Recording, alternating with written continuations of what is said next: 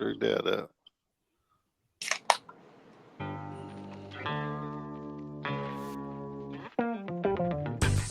It's Oklahoma Archery. Everything archery based out of Oklahoma for Oklahomans.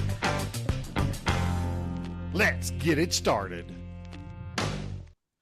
Welcome, everybody, to another Oklahoma Archery podcast. I'm David Bosca. I'm Neil Cooley. And our guest, there we go. Saying our guest today, he's Ty Dameron. TYBows Archery, back in the house, back on the continent, and back ready for shooting something besides African animals, man. How are you? Oh, it's been good. I've already got back in the swing of things, sticking pigs and, trying to keep my arrows bloody. That's the goal, year round. So we wanted to have Ty on to do a little pre-hunting season checklist. We wanted to do a little public service announcement from your local bow shop owners. Everything you might need to start doing sooner rather than later to get ready for hunting season. Then we'll talk a little hunting that's happened, and we'll talk a little hunting that's going to happen, and then get around to Dave's favorite, a little bit of indoor season. A little bit of indoor season. Yeah, I don't know if anybody's keeping track, but deer season's only like 2 months away. So you need to get them bows in and get them restrung and paper tunes done. And for good Lord, good sake, shoot the broadheads right now and make sure they're flying good before a week before season, and just make sure everything's rolling, because we're already loaded down with strings and cables. I've probably got 30 bows in here waiting on strings and cables just right now. And so it's they're cycling in. As soon as I get one done, another one takes that place, and it's never ending. Who you going to for your big string orders this time of year? Man, I can order any string I want, but my choice of string personally is Threads, custom bow strings. They seem to be the quickest for getting me out a good quality string. I'm sure there's a lot of good bowstring builders. I'm not going to deny that, but for what I need and the time frame I need them in, they do a really good job. I also order through Gas on occasion and ABB, but mostly Threads. Probably 80% of my business with Threads. There you go. So this weekend, tell me if this story sounds familiar. This weekend, I was shooting indoors at a local shop, and an older man and his wife had come in, and she just sat right down. She knew that this is going to take a long time, and this guy is going through 2 and 3 bows off the shelf, seeing what he can get to fit and what he likes the feel of it. And come to find out, he's going to have to order something. He was having a difficult time even getting 50 pounds back. And he asked the guys behind the counter, well, what's all the hunters shooting? And they told him, well, probably pretty close to 60, 65 pounds. He says, well, that's what I want. And so they said, well, if that's what you want, we got this bow over here. Try this. Anyway, and I am not exaggerating. I stood over there and shot half a game. So I was half listening part and half time pulling. Anyway, long story short, he's going to have to order a bow. And they said, all right. He decided on this brand, and they were going to order it. And he says, by the way, guys, I need this by April or September 2nd. I'm leaving town for a hunt. An elk hunt, yeah. And I went, wait a minute. You're getting a new bow. You have never shot. What? Huh? So does that sound familiar? That's an everyday occurrence. And unfortunately, all these companies, Matthews, Prime, Bear, Bowtech, PSE, Darton, they're all doing their best right now. But you got to remember, it's like elk season starts around September for everybody. And you got, 12, 15 shops in Oklahoma, and then you do the lower 48. There is hundreds of bow orders pouring in on a weekly for these companies. They're doing their best to keep up, but you can't come in a month ahead of time expecting for a special order with black limbs and camo riser with green strings. It just, you got to get ahead of that stuff. But yeah, that's a familiar song to me. We do our best to make things roll quick, but we push it every year. It's like, come on, get on the ball. Let's get it done so we can get you happy and practicing. Make sure that you're efficient. Oh, throw it there and please, you know what I mean? We got a pretty bad audio connection, Ty, again. It's not picking up great. Can you hear us? Can you hear me now?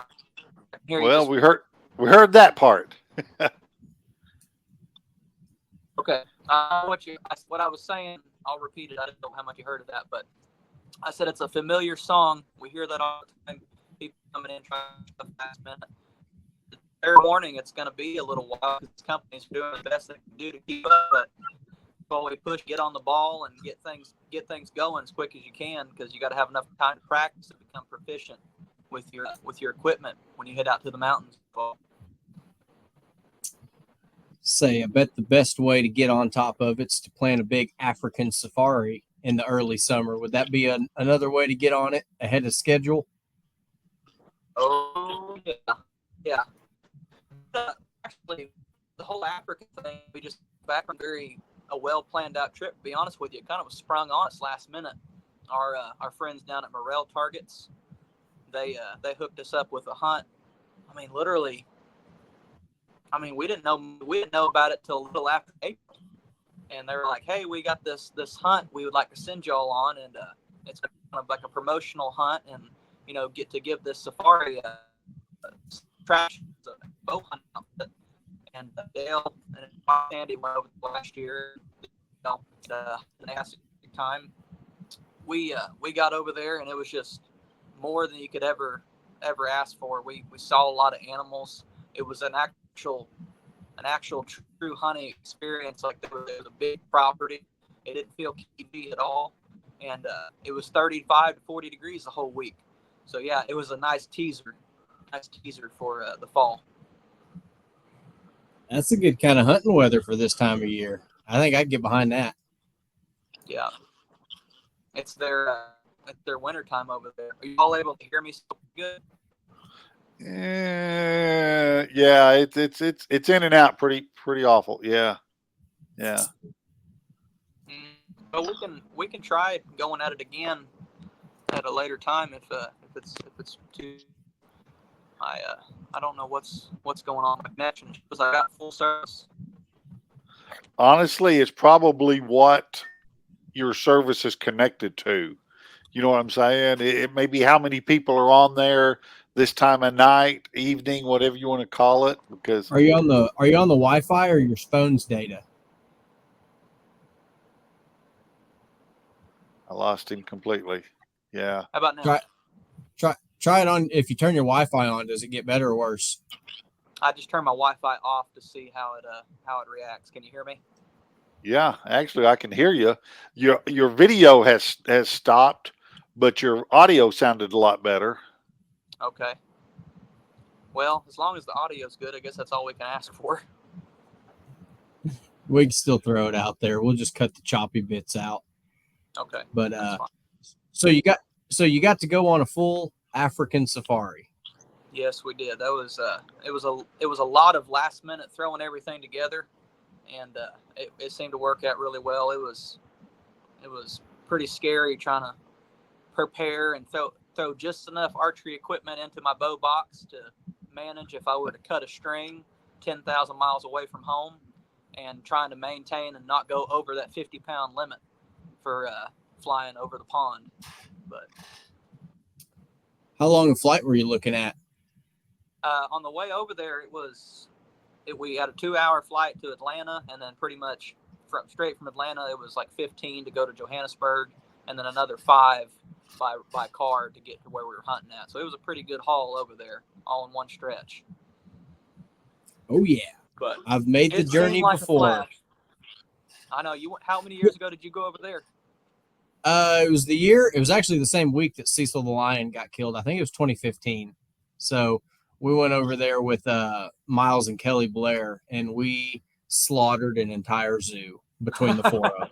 I mean, you could have. I mean, I think the last thing my mom told me, she was like, "Don't go over there and shoot something. I'll see you at a zoo." And we were whacking and stacking zebras and everything with horns under the sun. So it's definitely a good time.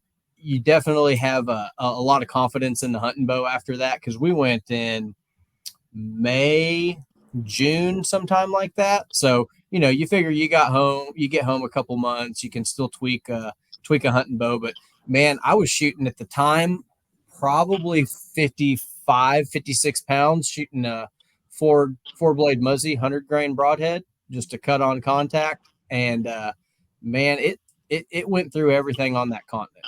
Like I had pass throughs with just about everything. Shooting a arrow had to be 430 grains out of a 55 pound bow. I mean, it wasn't anywhere close to 60 pounds, and we had all kinds of penetration. And I don't know if they told you this over there or not. Did they say shoot the shoulder, not behind the shoulder?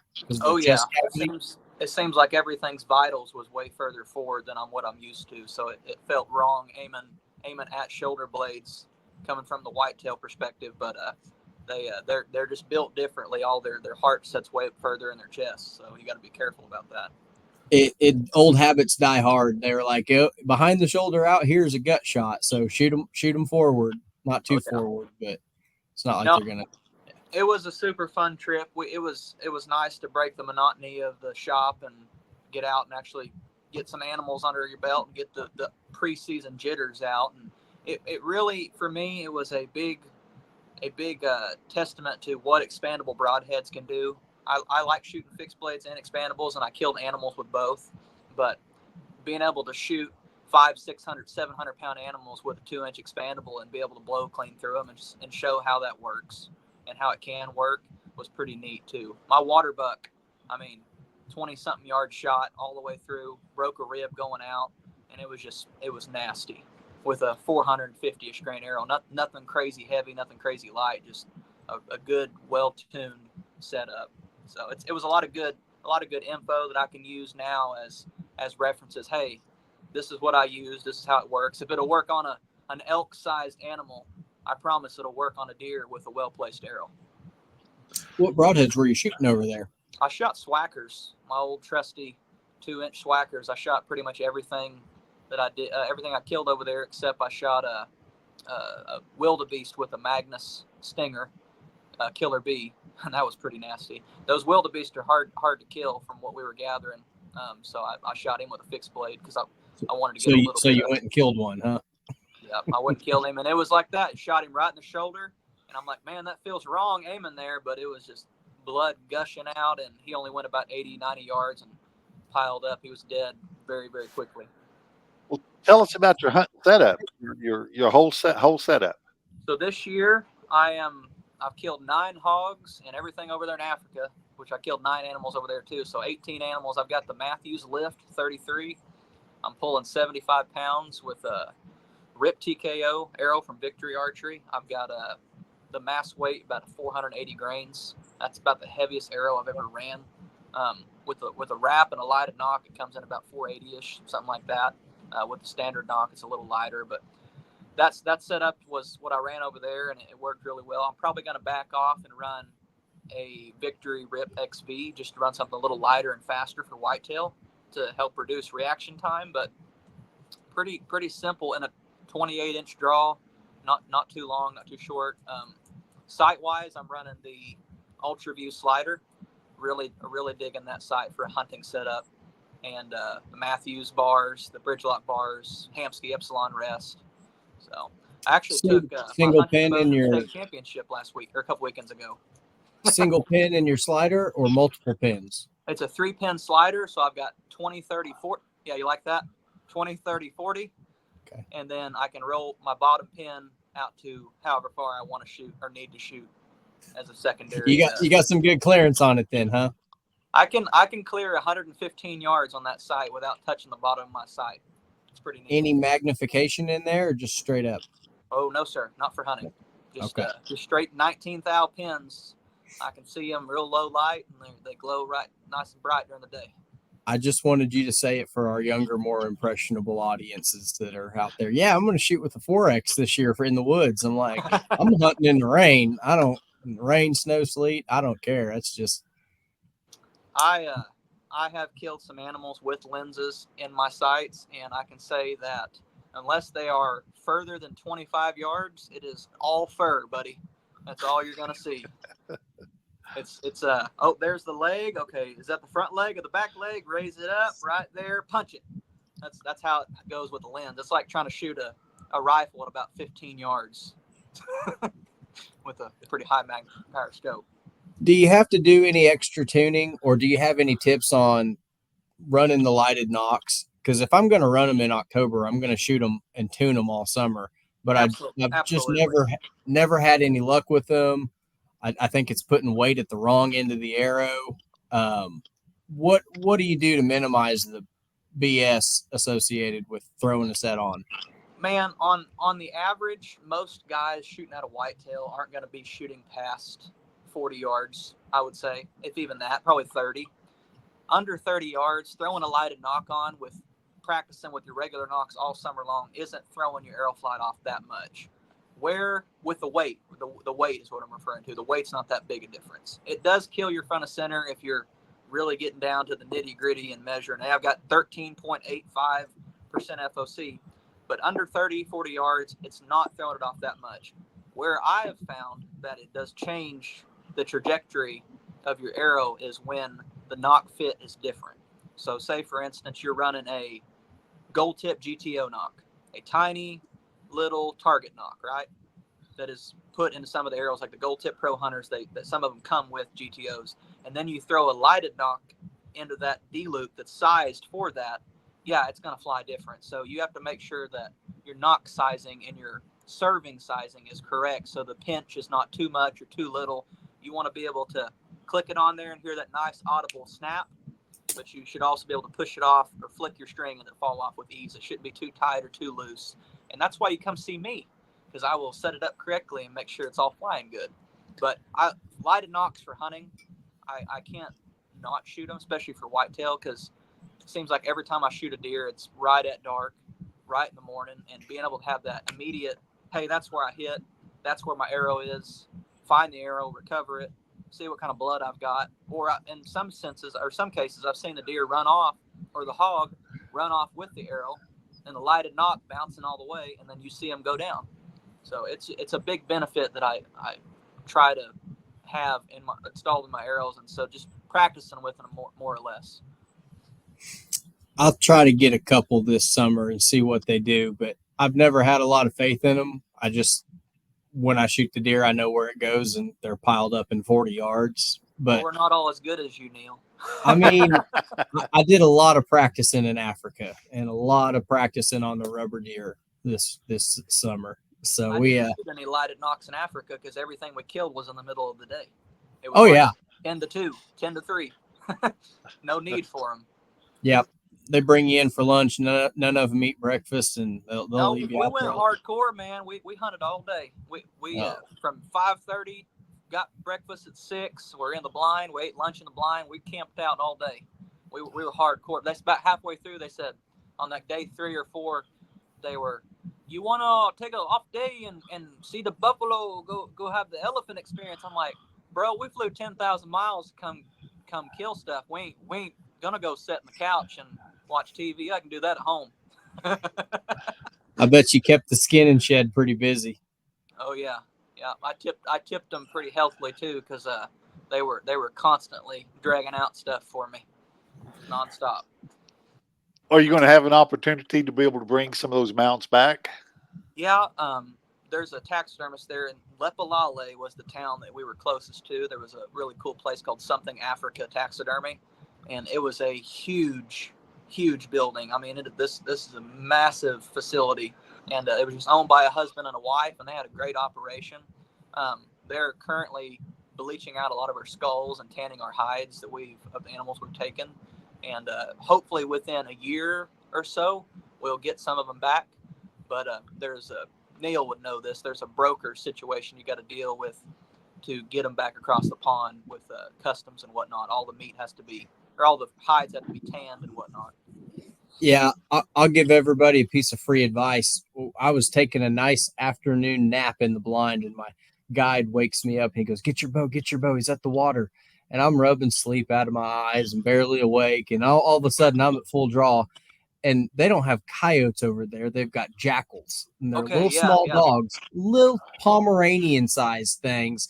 But apparently they can take down a baby impala. They can wreak all kind of havoc on the livestock. They're considered a predator and shoot on sights, what the ranch owner says. So this guy wakes me up to waste a perfectly good Easton FMJ, perfectly sharp broadhead on this 12-pound dog, and I put the money shot on it. I mean, 25 yards, just right there. And I wanted to go track it because that's the funnest part. Not shooting them, it's tracking them for me. So we tracked this dog down and pulled it up. Good shot, high fives all around. And I drop it at the skin and shed. I'm like, yeah, bring it back. I'll make a loincloth out of it or something. I don't know. Make a release pouch or something. Well, it's a meat eater. It's a different class animal than all those alfalfa eating trough donkeys over there. So customs flagged it, and it has to go through the bacteria biome testing screening. Basically added another 8 months to our wait time. So if you shoot any coyote, jackal, predator things over there that eat meat, don't throw them in with your trough donkeys from Africa, because you're going to turn 8 months into 14 months instantly. So there's fun backstory on the one good shot Neil ever put on an animal.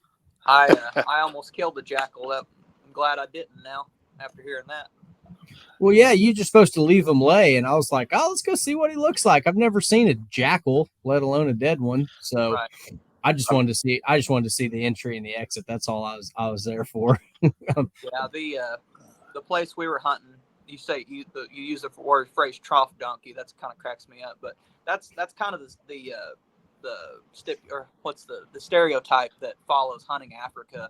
It's all like high fenced and a cagey hunt. That's kind of what I went into it thinking. But and I'm sure there are places like that. I mean, there are 200-acre preserves that you can go out there and you're going to see animals all day and kill them. But the place where we went, it was like 80,000 acres altogether, and it was what they considered self-sustaining.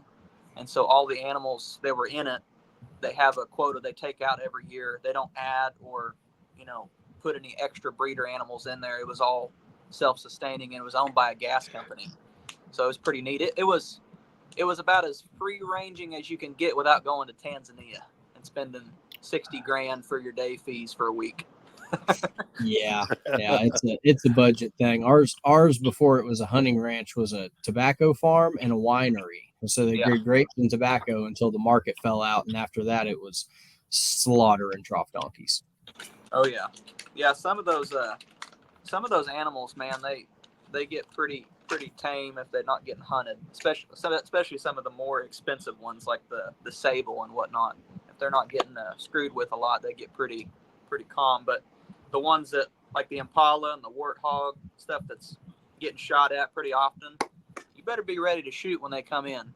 They didn't stick around very long. My warthog that I killed, he came in, and after a couple failed attempts from a couple days before, I drew back on him when his head was still in the water. And I'm like, the moment he picks his head up, he's going to take off, because when they're done, they're done. And he started trotting right to left.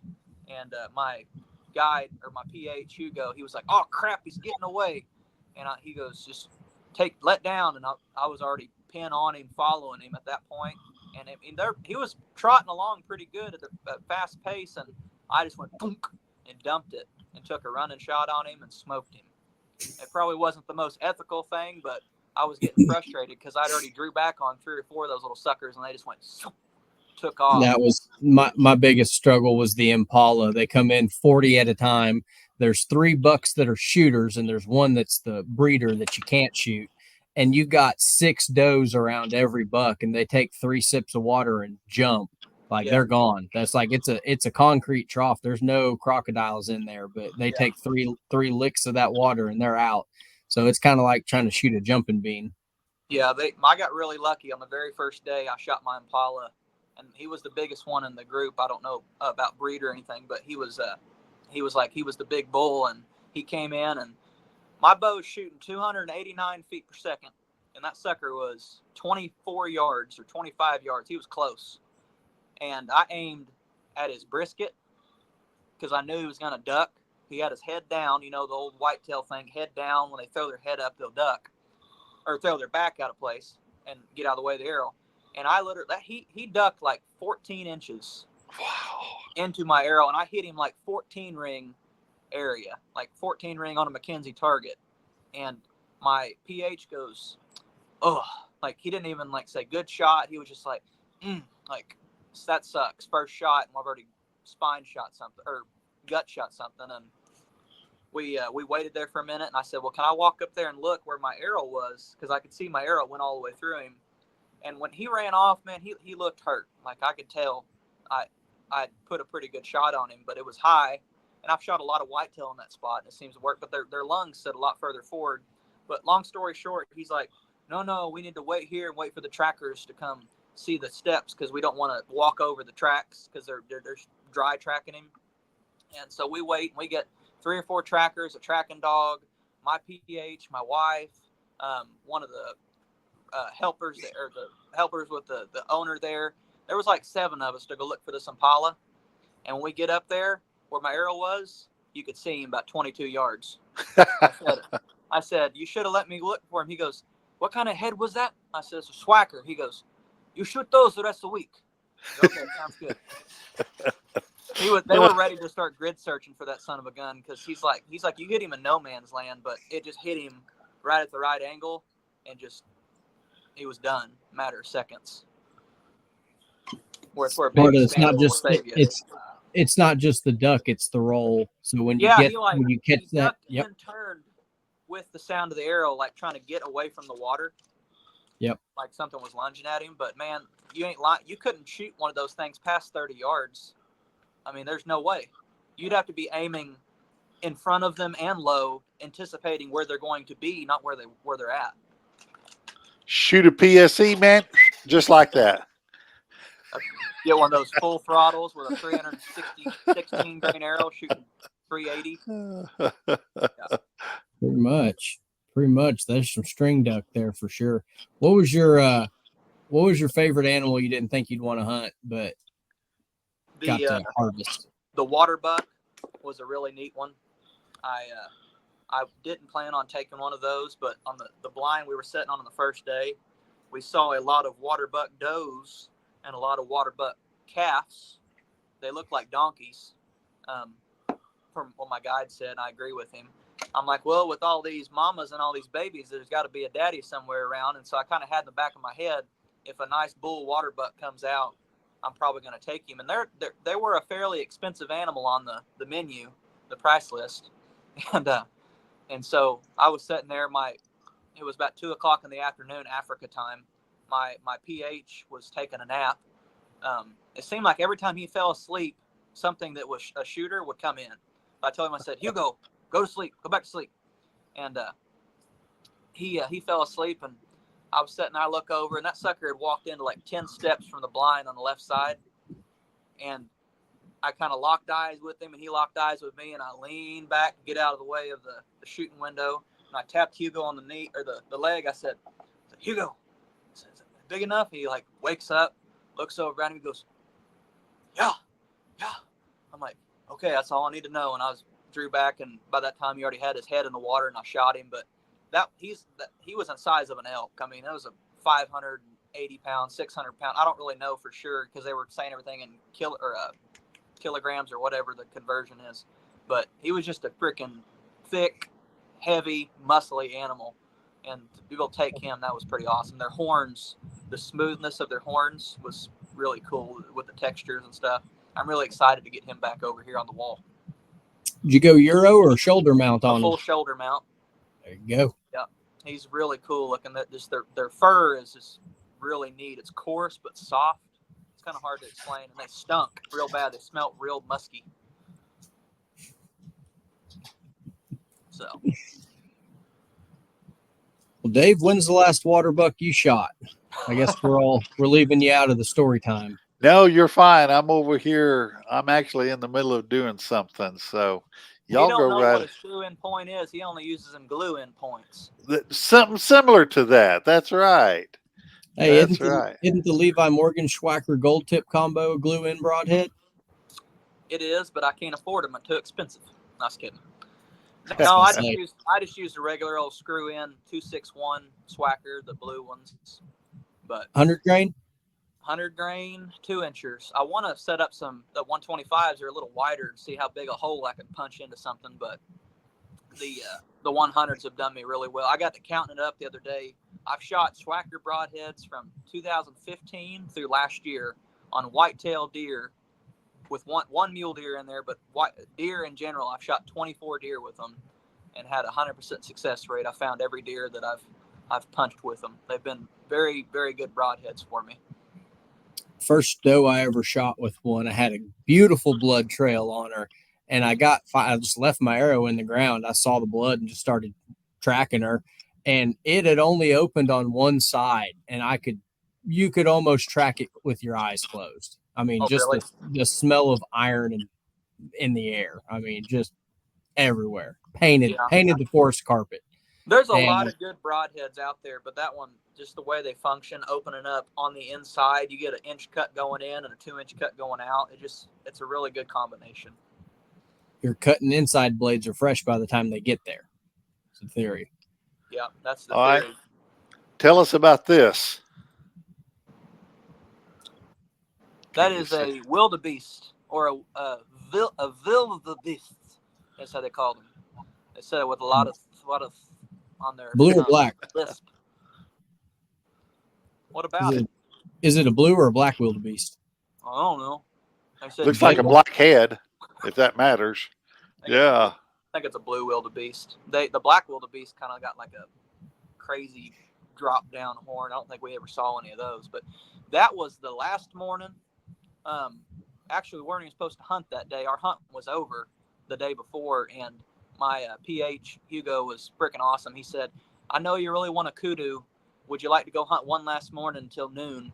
And we had to leave the place by 2 o'clock, but we were going to eat lunch too. So we were going to hunt till noon, drive 30 minutes back, eat lunch, pack everything in 30 minutes. And we had to leave by, after paperwork and stuff, leave by 2 because the airport's 5 hours away. Wow. And so we went out that last morning. I shot that sucker at like 10:50.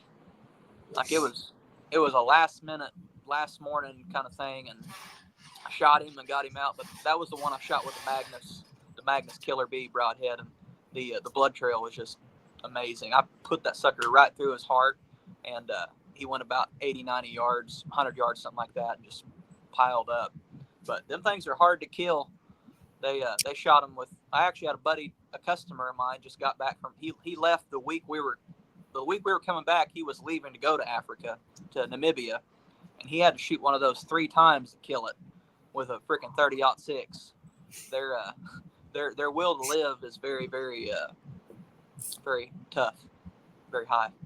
So you're saying he got shot with the Matthews and rolled over and died of shame? Oh yeah, you just touch him. No, not even a Matthews, any bow. I was talking to my PH about that because, there was a couple animals that, for instance, I shot a Gemsbuck, a really big Gemsbuck bull.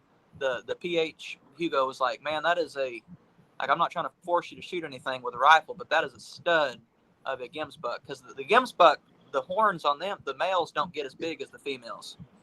The females will have a lot longer horns, and the males are usually a little short and stubby. Well, the bull that I shot was bigger than the cow, if that says anything. And so I pulled out the rifle, and I shot him from across the pond at about 80 yards facing. And I had to shoot that thing twice more to kill him. Like, I literally, 308, put it right in his chest. Perfect shot. It would have killed him. He runs 80 yards, lays down. He's still fighting it. He's trying to stay awake. We sneak up to him, tracked him, shot him once more. He's like, okay, that should be good. I'm like, can I keep shooting? He's like, yeah, go ahead and shoot him again. Shot him again. It was another couple minutes for that thing expired, and it made me feel bad because I'm like, I want to put this thing out of his misery as quick as I can.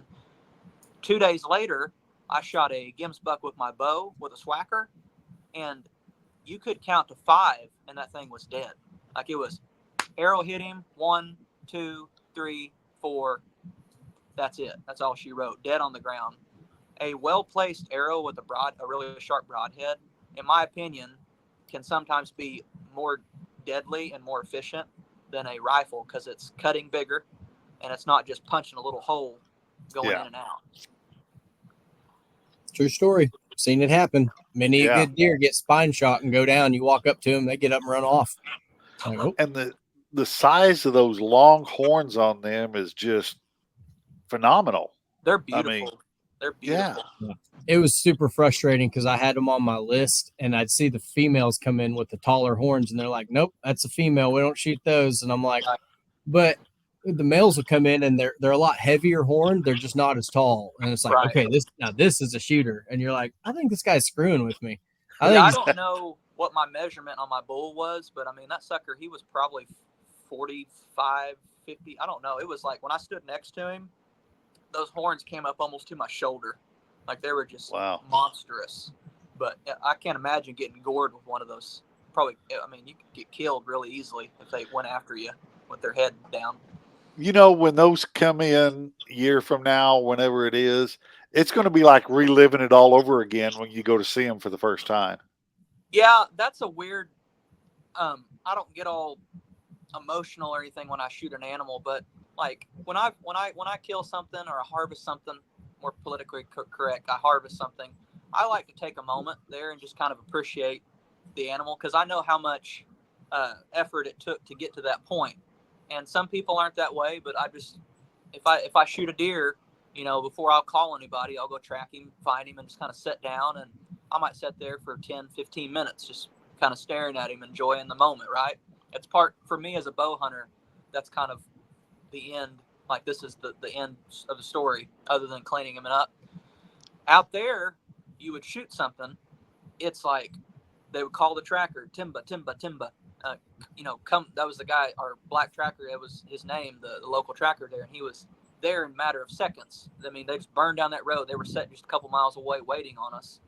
They would track the animal, find it, take your pictures, and the animal was loaded up and gone, and we won't see it for a year plus. For, you know, we got to lay hands on it for maybe a few minutes. And I told Hugo that I was like I don't want to like tell you how to do your job or anything. I really appreciate. I'm like, you know, let's just take a moment, just kind of sit here and just appreciate the animal. And the last three things that I killed: the water buck, the Gims buck with the bow, and then the giraffe situation. I was able to kind of sit down and just, you know, appreciate my harvest without feeling rushed. The impala that I killed, I maybe sat there and posed with him for 4 minutes at the most. I mean, the time we found him, the time he was gone in the truck, it was like that. You were back in the stand. He was like, "Okay, let's get back. Come on, more animals." I'm like, he makes more money when you're at full draw. I ain't even recovered. My bow's still vibrating. That pH sounds about like an ex-girlfriend I had. Just as quick as she got me, she went someone else. Oh, Lord. Hey, this is an archery podcast. So PG, we don't bring that stuff up. Yeah, exactly. How dare we? How dare we? For shame. I'm So telling you got back from Africa and you took the exact same bow to the state ASA tournament right after Yeah. that. I don't know how long you were back for, but just you think just a guy quick like me turnaround. have like 16 bows set up, you know, for different scenarios, but that's just not the case, because what's that old saying? The maid's house is always the dirtiest, and the mechanic's truck's tapping and barely making it down the road. Well, same is true with the guy who owns the archery shop and has 150 bows in his name. I don't have time. Yeah, I took my phase 4. I shot last year. My lift to the state championship and shot in the open or the semi-pro class, and I didn't have any expectations, you know, because I've got my big 19,000 3-pin slider, my screw-in hunting arrows, and I'm, you know, guessing distance on top of that. And if I would have just played it a little safer, I would have taken that championship home with my hunting bow. I was 3 up with 5 targets. Yeah, 3 up with 5 targets left, and I couldn't see that we were getting ready to shoot a bunny target, like a real close one, a 6-yarder. And so I gunned at the next 2 12s. I shot an 8, just barely out the bottom on the wolf, and then I shot an 8 on the impala, just barely out the bottom. And I kicked myself, and the very next target was the 6-yarder. I can't remember what it was. I think it was a chamois. It was 8.5, but yeah. Yeah, well, I don't know. I was guessing distance. It was 8.5, and it's the only under 10-yard target I've missed in the past 5 years. It was just how my day went. So I missed it too. Don't worry. I shot clean through him. Like if it wouldn't have been for my knock poking barely out of the foam, I would have got a 10. Yep. But I shot a 12 on him, then 10-10, then I ended up losing by 1 point. So I could have shot 10-10, 12 that close one, 10-10, and then won by 3 points. But you never know. You can't see what target's next, so you can't walk the course. Yeah, that's the problem. Everybody's always wanting to start as far away so they can see half of it on the way in. But man, that was a brutal course. It was. I loved it. The extra 10 targets about wore me plumb out. Coming from the week before being in 35, 40 degree temperatures to 176 with 85% humidity. Oh, it was 87 and rainy both Oh days. my God, it was so hot. No, I was kidding. It wasn't that bad. It was a big jump though, temperature wise for me. I believe it. So what's next after deer season? I know hunting deer, you kind of watch the cams and go when you have a play. What are you doing with the downtime, man? Well, just right now I'm trying to grow my shop and sell bows and pay all my bills, just normal adulting, trying to practice with my bow here and there and be able to stay on top of whatever shoot I go to if I have the time. But no, hunting, what's up next? Basically just deer season. There is talk of maybe slipping out to Kentucky with a buddy of mine and doing a velvet hunt for a couple days. We're talking about trying to run out there and hunt a weekend and then come back. He's already got cameras and stands and spots already set up, so it's just a matter of buying the tag, driving out there, and coming back. But I can't afford to miss any days in the shop right now. From July through October 30th, until maybe into November, that's your heyday of archery shop sales. So all your bills and all your profit is right in that span. So you got to make sure you spend all the time you can with the doors open, waiting for people to come in. So we might do that for early season, and then of course, October 1 we'll do the antelope thing at the Panhandle. Maybe if we get time, whitetail, and then what I'm really excited about, if I can get a tag, because now it's a limited number of tags that are only allotted. Now it used to be as many as you wanted to buy, but Arizona in January for a mule deer with my buddy Jacob. So we got a few more hunts planned. Shout out to Jacob Welch. I miss that guy. I miss him too, man. He's an assistant pastor up there in Ponca City. He's really not that far away compared to where he could have been. He was getting offers all the way out in like Arizona, Colorado to be ministering out there, and I'm glad he stayed close-ish so I can still go see him on the free weekends I have. But we went in 2021, I think, out there by Tucson, that area, and hunted with another pastor buddy of his, and he put us on a lot of deer. But we went in late December. The rut is early to mid January for mule deer and coos deer. So this year this next year in 25, we're gonna try to go in January and try to catch the rut, because we saw so many deer. I mean, we were on 30, 40, 50 deer every set. Everywhere we went, we saw deer. It was just, we couldn't find nothing with substantial headgear. It was forkies and does. Forkies eat just as good. Send it at 85 yards. Oh, trust me, we started slinging arrows at them on the last day. Don't get me wrong. We were trying to fill a tag, but they like to get out of the way of arrows just the same as anything else. Yeah, you shoot them at 85 and roll it to 80. Yeah, that's how it went. I walked Jacob on the very last evening we were there. We were only able to hunt about 4.5 days solid, because he was still in college, Bible college at the time. So we had just a short amount of time. I can't remember if it was before Christmas or after Christmas. I want to say it was before Christmas. But anyway, we had just a short amount of time. The very last day, you're allowed to use radios out there to walk your hunter in. And so I set up on top of this giant berm, hill, whatever you want to call it. And he had his phone and he had a speaker or his earbud running down through his shirt. And I walked him in from more or less like 1.5 miles away. And I was like, okay, stop, put your hand out in front of you. And I'd say, Point your hand to the right. Point your hand to the right. Stop. Okay, walk that way 20 yards. Okay, stop. They're looking at you. And he ended up missing one at like 85 yards on that stock, and it was pretty disheartening because that was the last day. It was a really fun hunt though. Tag soup again. Yep. We're hoping he can get in with the Ponca City Bowman and get us a little ASA going out there. I hear they're recurve people. I don't know if they like the folks with training wheels on their bows or not. Training wheels. We're hoping Ponca City comes through, but we're really hoping that Ty Dameron will come back with his range. That's what we're all really waiting on. Ty Dameron's got about 17 irons in the fire and only 2 hands. Oh no, we can find the help. We can put something together. Man, I thoroughly enjoyed hosting 3D tournaments and all the jackpots that I hosted a few years ago. But man, it's just so much work to set a range during the summer when you're trying to run a business too. And it's finding the time. But no, it could be very well in the future. I ain't going to say no, but I ain't going to say yes either.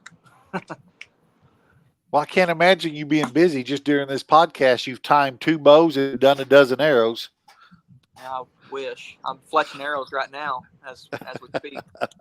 Whose arrows are you fletching? Give him a shout out. Chasten Wiley. He is a good buddy of mine. He's Jeff Booth's soon-to-be son-in-law, and I wouldn't want to mess with him. He's a big old son of a gun, about 6'5", 280 pounds, and he could give the Rock a run for his money with his gun show. Not being that way or anything, but he's a big dude.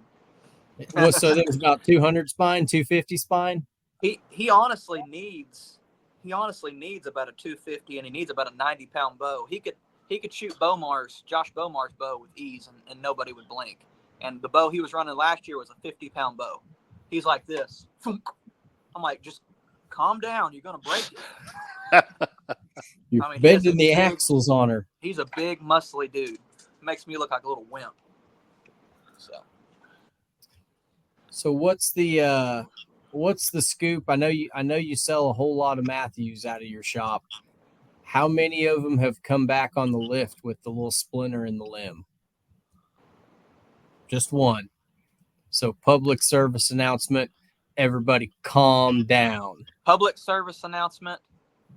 One has came back 3 times. And so might not even been the limb. I think something is wrong genuinely with the riser on his bow. Like, tens of thousands of bows are made every year by every company, right? I think genuinely there is something wrong with the deflection or his limb pockets that is causing the limbs to delaminate. But as a whole, I don't know the exact number of lifts that I've sold, but when I talked to Ryan Winchell last week, it's nearing, if not over, the triple-digit mark now. Like, I've sold a lot. I don't have an exact number, but I need to nail it down. I've had his bow back in here twice, and then he called me today, and he's had another one delaminate. I think what it is just something with the limb pocket being a little off and putting a little extra stress. All the rest of them, though, I haven't seen a single issue. I think a lot of the unrest and the people freaking out is when Matthews came out with that bow, like before they released it, actually, they sent out an email to all of us retailers saying that you're going to have to press it with the new fingers, right? Because the new fingers are wide and it goes across the whole limb. My speculation, talking with Matthews and their warranty department and just kind of spitballing, is that when you use the old fingers that are little skinny fingers, they press in the middle of the limb and they can oscillate the limb like that because it is 2 limbs set inside by that either this way or inward, one or the other. I think that in correlation with power presses, because like you don't have to press them very much. You just barely take the tension off the string, pop the string off. If you're on a power press with the wrong fingers and you're just laying on that pedal and you go an extra 3 inches, you might have damaged the limbs. And it even says too to back the limbs off before you press the bow. I mean, I don't know. you got to give it to them, though. I mean, there's out of tens of thousands of bows, if not more, they've came out with. There's only a handful of problems. It's not nearly as bad as like the Bowtech problem from 7 or 8 years ago. Just out of curiosity, on his bow, is it the same limb, same side? Yeah, it's to my knowledge, I can't remember exactly, but I'm pretty sure it's the same spot every time. Yeah, that sounds like something. Yeah. And so agree. We're working with Matthews right now to try to get something worked out for him. But I'm always an advocate for the customer. Like that, he's right 100% of the time. We're gonna do our best to try to get him taken care of. But other than that, no problems. Like literally flawless. I was so worried when we got to Africa because I had a brand new SKB case. Like it was brand new, never left the shop, and the label got melted off of the outside of the case. That's how hot my bow case got. Like the SKB. Wow. And I was going, oh Lord, they must have been sitting right under the engine or right under the wing of the plane. And I pulled that thing out, and I've had that bow since February or something like that. I've had it for quite a while, and I have had a single issue out of it. I've been way rougher on it than I should have been, or I should have been taking a lot better care of it. And I haven't had any issues. No limb splintering, nothing. So I think it's just a downside of living in the digital age. It's the same amount of bows that are bad. We just hear about it more. There's more groups to talk about it and share it. There's always haters of every brand, and I don't side with Matthews or Hoyt or I know don't do that. Fly leaning on my phone. I don't side with any bow company. I don't identify as a Hoyt shooter or a Bowtech shooter or a PSC shooter. I shoot whatever's on my mind. But there is a few people out there on these chat forums that I won't go naming names, but if you're watching, they'll pop out quite a bit, and they won't even be shooting that brand of bow, but they'll come out there and say, "Yep, happened the same to me. I bought it one and it blew up within 10 shots." Just stoking the fire a little bit just to see what happens. So You got to kind of weed through that a little bit. And it happens in racing. It happens everywhere. It's just unfortunate that haters are going to be haters. Yeah. Yeah. It's like the Ford, Chevy, Dodge argument. It's like, what do you drive? Well, if you don't drive what I drive, it's not.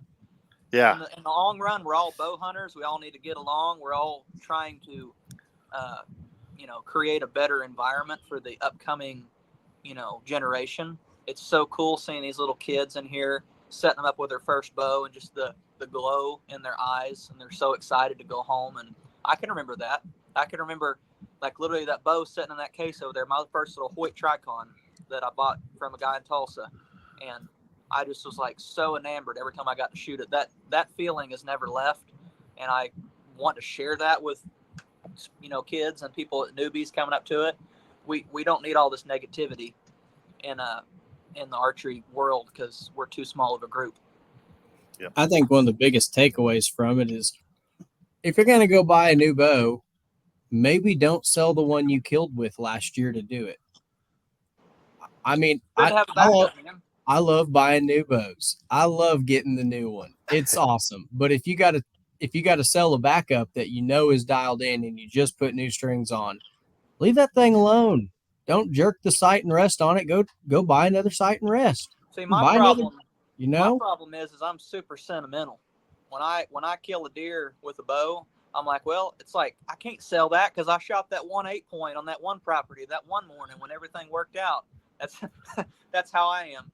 But I've got better. But like as we speak, I've got 4 different bows that are semi set up. One of them that I'm shooting a bunch, my lift. But 4 different bows that are solely mine that I'm only shooting. But a couple of them or 2 of those I'll never get rid of. They have a lot of value to me, and I'm kind of superstitious. I think that some bows just kill big deer for some reason, and whenever I need something to happen, I'll break one of them out. I may be the flat tire of this whole thing. I only got 1. How many new bows you got, Neil? I'm down to 3 Stratoses. I sold one off to a local kid from Chandler, Oklahoma. Shout out to my buddy, Will Alterson. He's waiting on the new Hoyts too, but he said his girlfriend needed one, so he goes, "I need a little tiny girly bow. Neil, you got one?" And I said, "Well, I do have a purple Stratus in 50 to 60 pounds, absolutely." So I got 3 Stratuses left. I picked up my hunting bow back over here. I'm going to be playing with that for the state broadhead shoots this weekend. I might go do that. I'm going to go get my trail cams hung Friday, Saturday. Try to put them somewhere better. I had one last year, didn't get a single picture. It just biggest waste of money. Just didn't have it in the right spot. So we're going to go play with some trail cams. I left them up all year. I'm sure the batteries are corroded in them. So I got my old toothbrush to wipe the battery corrosion off and put new batteries and turn on the Moultries. Really like those, but broadhead shoot, hopefully Trosper on Sunday. And then next weekend, there's, I think 3 or 4 different shoots. I was going over them next week. So 10th and 11th is the OSAA State Broadhead at Trosper. 17th and 18th, you got Wagner and good buddy Roger Hayes, Mark 3D. Saturday only. That's August 17th. Pawnee Bow Range has an OTB shoot, trad only. I think they mean all recurve people. I said trad only once, and Jamie Buchanan's like, "That's not what that means." And I'm like, "Oh, okay, guys, longbow, stick bow." 17th and 18th is the Trosper triple threat. You do 8 Deermans, 8 ASA, and 8 IBO. And then the 17th only, you got Choctaw Archery Bow Hunters Festival. So I'm rigging up that old RX-7 to shoot some fun shoots with it, and maybe tune a broadhead before October. I don't know. The trail cams kind of determine my level of interest at this point. Don't fall into that rut like we were talking about, everybody, and not having your bow set up. That's right. And we'll laugh at you. I mean, Josh Jacobson said I'm not allowed to shoot small deer anymore, so I just can't. You got to set yourself to higher standards since you're, this public figure now. No, I kill a 120-inch 8.3.5-year-old every year European mounted and be happier than heck. I'm there to run an arrow through something. Usually it's the first 2 does I see, but somebody told me that the bucks are usually behind them, so you kind of got to wait and pass. Generally, yeah. Why are you letting good jerky walk away? I mean, you're sitting there feeding them corn and letting them live. I just to kill them later. Like, what are they, pets? No, they come into that corn. It's over. I have a confession to make on that note. I think it was the last year or the year before. I can't remember because I shoot so many freaking deer, it kind of blends in. But I remember this very vividly in a stand that is very close to my dwelling. I was maybe asleep in the stand and maybe just woke up to the sound of footsteps coming into my corn pile, and maybe shot a doe and maybe scared off a big buck that was behind her because I didn't see him standing 40 yards behind her because I woke up going, "Deer." Oh yeah, the last one I ran an arrow through. I'm getting all turned around and looking for my arrow, and I look right over there in the clearing, and it's the double throat patch 8-point, and he's 2.5. He's only 3.5 this year, but after which one? This one over here died. He's number 2 in the woods. So we'll see if I can watch him this year and shoot him next year. But 9 times out of 10, the semi trucks get him before I do. Better get them trail cameras out. It's gonna be 80 degrees or 70 or 80 something degrees this weekend. I'm gonna go do it. Checking them trail cameras, man, for me has turned into a whole nother hobby, just as bad as checking Facebook. It's like you get that little buzz. Oh, what do I got today? Never ending. Oh, I'm purposely waiting to turn them on because I get so ketered up in August and September looking at something I can't do nothing about. Right. I ain't gonna get excited about it till the day of. And I killed this one over here on October 2nd, so I didn't have to wait long.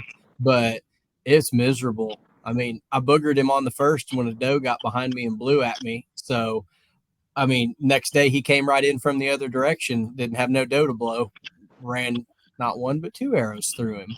There you go. I've been running mine all year. Unfortunately, it's my Tacticam bill is pretty dang high for the year because I've had at least 1, if not 3, running on multiple corn piles, slaughtering pigs. So I know when they're there and they don't get any chance to run away because I get that little notification. Oh, there they go. I'll hop on my electric bike, zoom down there, and smack them. Oh, you get it live, real-time updates. Oh yeah, you got to get high tech with them Piggly Wigglies, because they get pretty smart with the wind. But if you're not there to spook them away, it's pretty easy to sneak in and assassinate them. You leave them lay, or you eating them? I've ate a bunch of them. The neighbor over by us really likes eating them. So if they're not like just a big old boar, stinky, like, something good size to eat, we'll take them up the road and let the neighbor have at them. But we've processed a couple of them. You give them to Frank Welch, and he cooks them at 3D tournaments for the Tulsa Archery Association. Is what happens. If anybody's had Frank's bologna or pork butt, it's probably had Ty Dameron's arrow in it. Maybe so. I remember pretty vividly old Dave Oles. I remember him. We went to one of his shoots years ago, and he had cooked a wild hog, and we ate it. And man, we all got real sick stomachs. I feel like I had food poisoning. I guess it just was rotten or something when he started cooking it.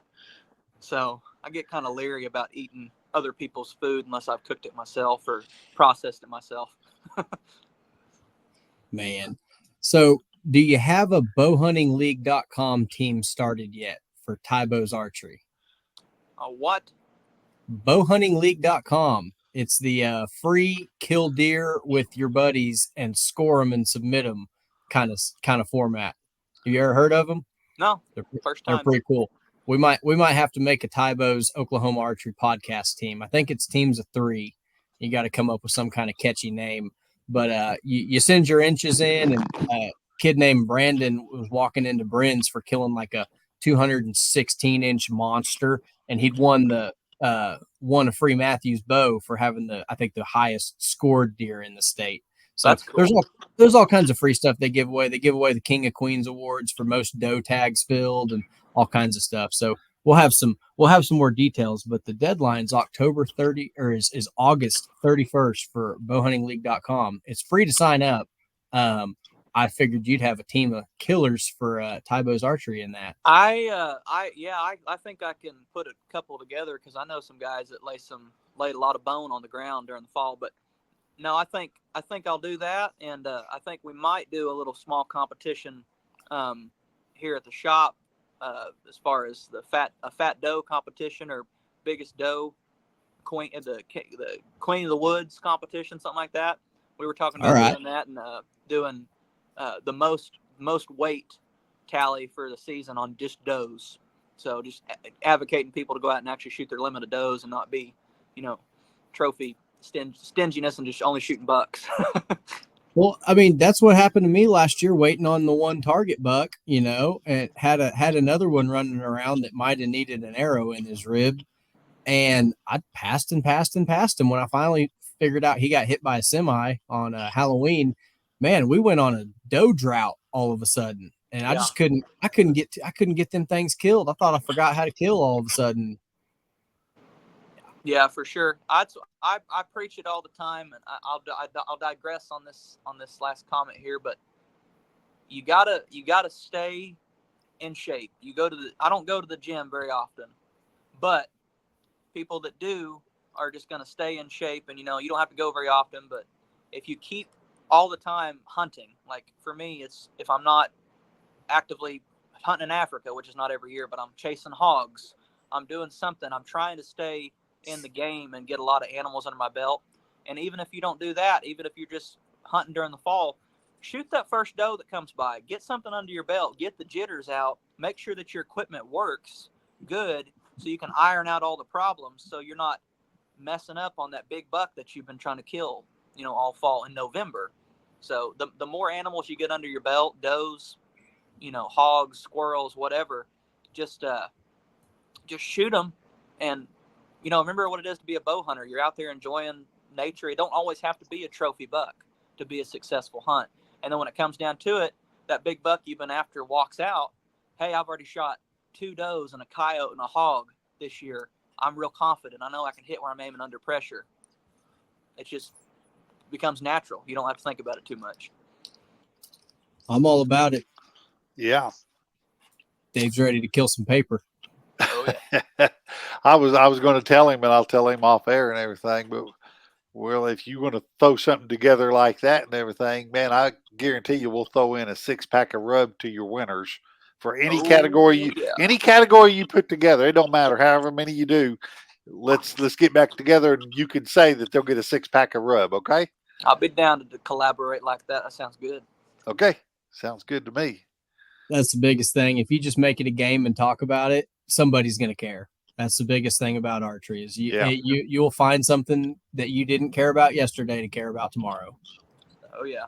Well, not everybody has a spot where they can go kill a big buck, or they don't have as many opportunities. But by God, there's a lot of does running around. So let's have a big nanny competition and whack and stack them. Whacking and stacking them. Well, Is there any sponsors you want to shout out, or any of your social media handles where people can follow along the adventures? TYBows Archery on Facebook is my main advertisement. That's where I'm posting all of the updates for what product we're getting in on the shop. Trying to do better with the Instagram platform, but I don't really do that as much. But I post a few things here and there, hunting wise. But most just Facebook. We're talking about doing a YouTube thing maybe in the near future. Probably should have done it before we went to Africa. That would have been a lot of cool content. But you know me, I'm always not up to par. But anyway, no, just Facebook. And then if you have any archery needs and you're in Northeast Oklahoma, we carry Matthews Prime, Bear, Bowtech, and now Darton. So we've got a lot of bows in stock. We've got a lot of traditional bows. Got a lot of victory arrows, gold tip, Easton, every broadhead you could imagine. Talking about getting some of them bow bullets in. Gosh, put some 9mm bullets in the front of the barrels. I'm just kidding. Don't do that. And anything you need tuning wise, we can hook you up there. We're open Tuesday through Friday, 10 to 6, and Saturday 9 to 4. And if I ain't here, it's a good reason. I've either got a big buck on camera or there's a bunch of hogs at my corn pile.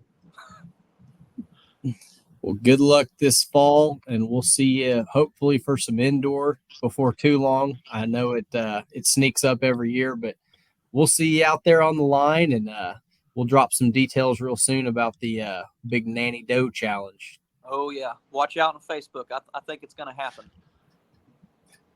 Sound like a deal. All righty. Well, appreciate y'all for having me. Keep them arrows bloody. Take care, Tyler. Later, bud. See ya.